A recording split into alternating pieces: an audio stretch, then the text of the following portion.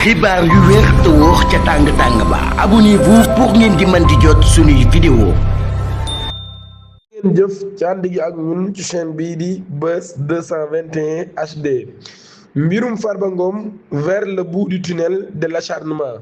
Farba Ngom daan nay gagné ab manche dans son édition de ce vendredi 17 avril. L'Observateur nag daal mi ngi xam le ni la chambre d'accusation daan nay annulé lépp loo xam ne ab procédure la ñeel mbirum téléphone portable yooyu nga xam ne dañ koo fekkoon ca pavillon spécial ba.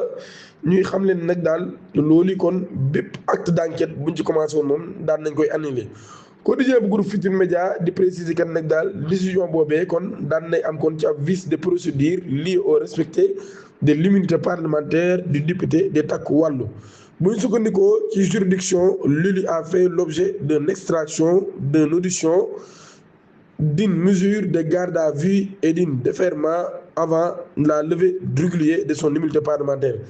maanaam kon lu jiitu ñu din immunité parlementaire am moom jéene nañ ko ci cellule déglu ko placé ko en garde à vue ba pare sax daal koy déféré loolu kon bokk na ci li tax ñu daal di annulé lépp loo xam ne kon jëmoon na ci boobu la mbir. ci loolu kon nag daal chambre daan nay annulé les procès-verbaux numéro 28 numéro 50 ak les réquisitoires introductifs ak supplétifs du procureur. ci plan judiciaire kon annulation boobee kon ab caractère définitif la parquet général ci boobu nag daal décidé wul ngir daal di def ab pourvoi en cassation loolu kon daal tax ñu daal di effacé bépp charge boo xam ne ñeel la boobu leen mbir ci Farba Ngom.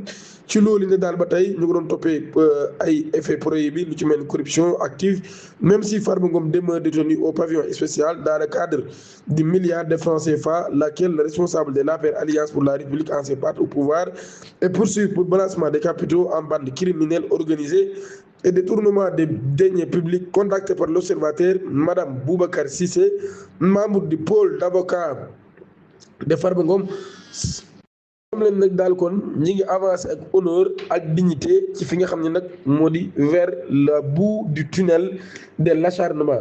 Dijaa ngi rabada ci chaîne bi activé cloche notification bi te aimé vidéo bi.